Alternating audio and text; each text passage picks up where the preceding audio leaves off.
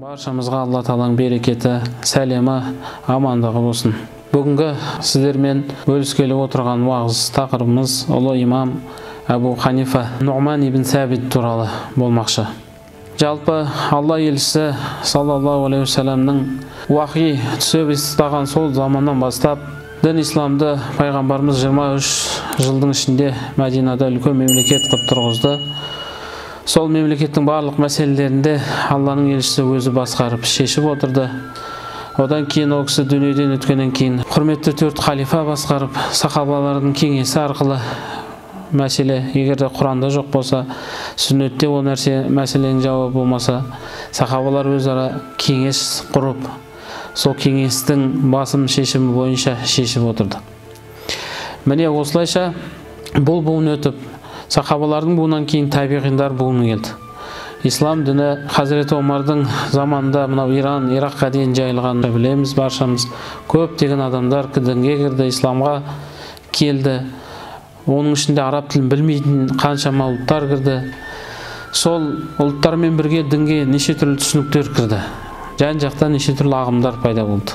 Сол заманда табиғиндардың уақытында ұлы ғалым Абу Ханифа дүниеге келеді.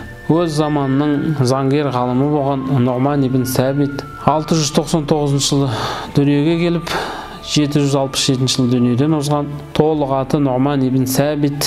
Арғы ата-бабалары осы Иран, Ирак жерінен Хорасан, Сырдария өлкесінен Термиз жақтан болған деген сөз бар. Одан кейін ол кісі Абу Ханифа Куфаға қоныс аударып сол жақта өмір сүреді. Куфа қаласында дүниеге келеді. Әке шешесі салихалы адамдар болған. Солардың тәрбиесінде саудамен айналысады.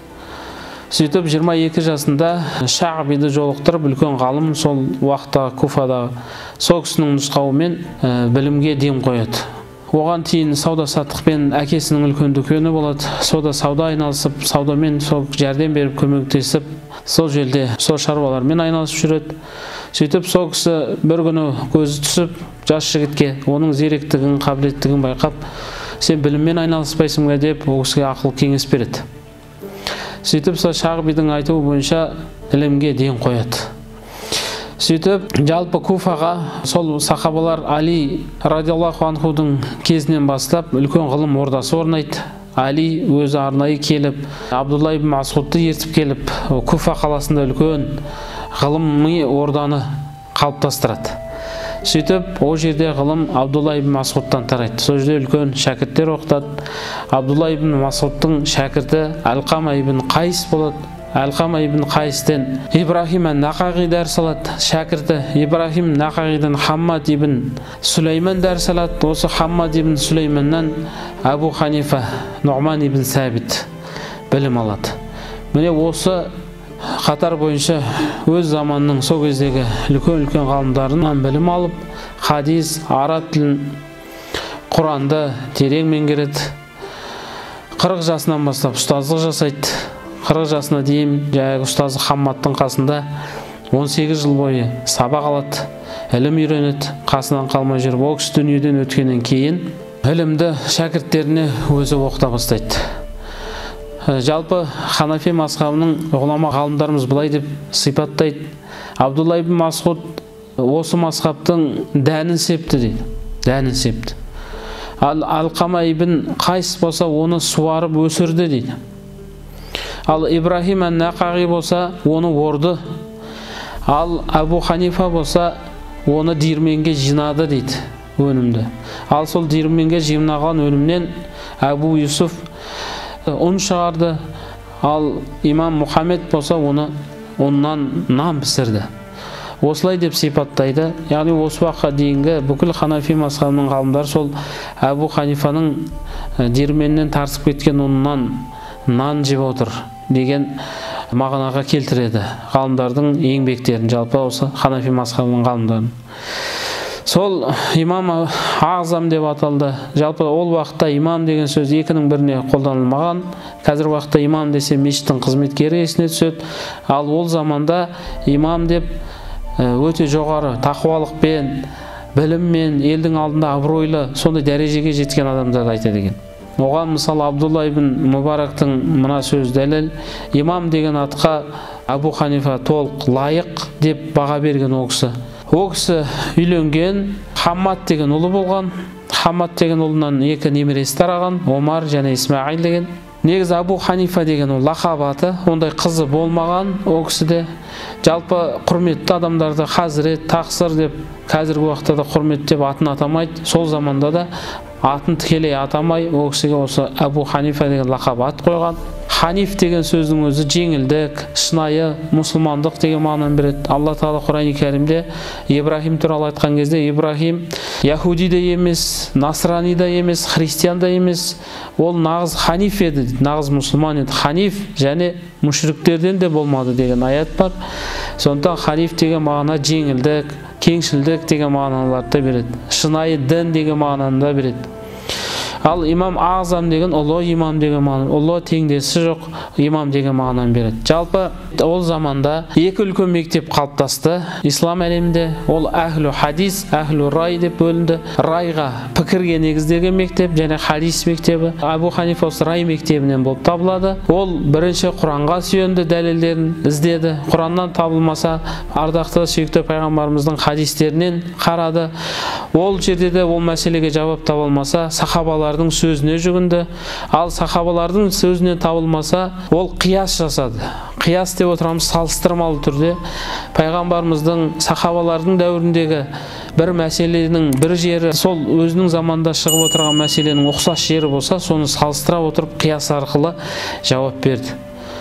Және өзінің ойымен жауап берді мәселелерге. Және истихсанды енгізді. Истихсан деп отырамыз жақсырақ болған, абзалырақ болған.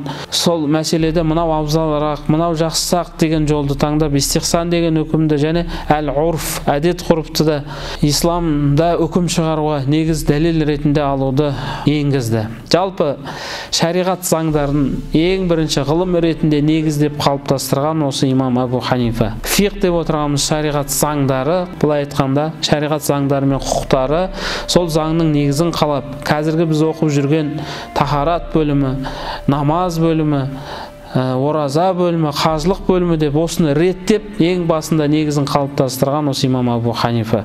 Ол кісіден кейінгі шәкірттері жалғастырды.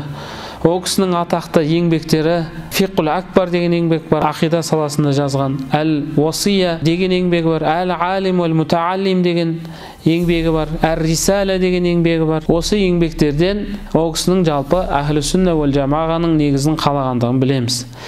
Жалпы айтқан кезде бүкіл ислам әлемі үлкен екі топқа бөлінетіні белгілі, сүнниттер және шииттер деп. Сол сүнниттердің ішінде Құран мен сүннетке негізделген төрт үлкен жол, мазхаб қалыптастырған. Мазхаб деп отырмыз, мектеп, жол.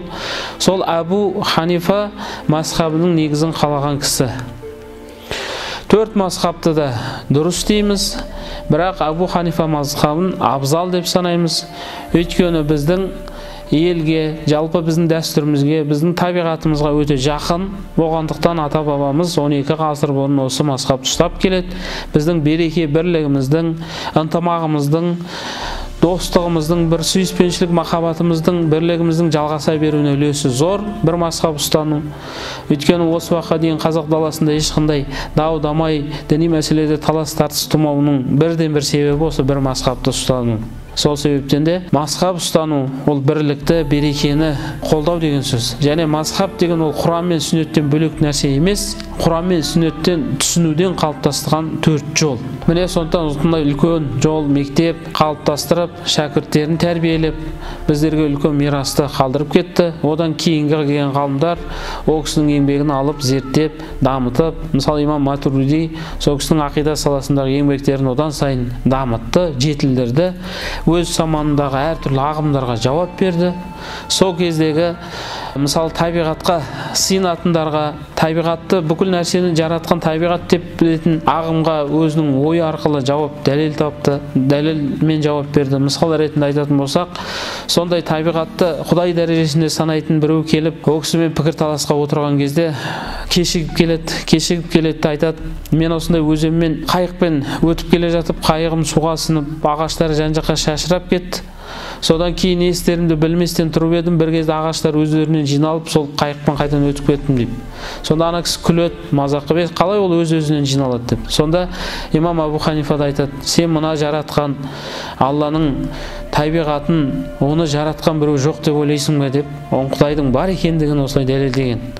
Немесе жаңағы Духурия деп уақытқа, заманға сыйынатындарға келіп, олар келіп, мына уақыт дегеніміз өткінші, біз өлеміз, кетеміз, уақыт қана біздерді төбімізге жетеді, ешқандай мәніміз жоқ біздің жаратылысымызда деп Духурия деген ағым шығып, олар келген кезде, сендер ойланып қараңдар. Мысалы, мен сендерге айтсам, бір кеме үстінде адамдары бар, затымен өзінен өзі суда жүзіп бара жатыр десем, сенер ме едіңдер? Жоқ, сенбес едік дейді олар.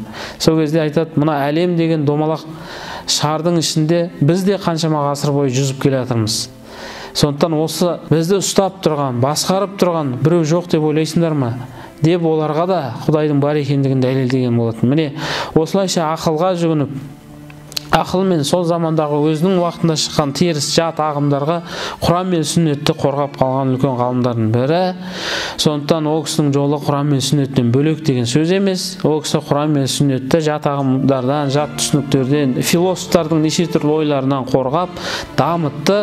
Шәкірттер одан сайын дамытып біздің уақытқа дейін жетті. Сондықтан Алла Тағала ол кісіні рахымына бөлесін, артынан ергендердің барлық сауабы сол кісіге жазыла берсін. Алла Тағала білімімізді арттыра берсін. Осы жолда әрі қарай дами берейік. Ал қазіргі замандағы көзі тірі Ханафи мазхабының үлкен ғалымдары кімдер дейтін болсақ, Мұхаммад ибн Ауаманы айтуға болады. Қазіргі замандағы Мұхаммад Али ас-Сабуниді айтуға болады. Осы кісілер қазіргі заманда Ханафи мазхабының көзі тірі үлкен ғалымдардың бірі болып саналады. Жалпы әлемдегі мұсылмандардың 48% осы Ханафи мазхабын ұстанады екен. Көбісі Индия, Пәкістан, Орта Азия, Кавказ осы аймақтарда тараған. Қазақстан мұсылмандар діни басқармасы да осы мазхабты қолдап, елбасымыз да қолдап, осы жолда келе жатырмыз.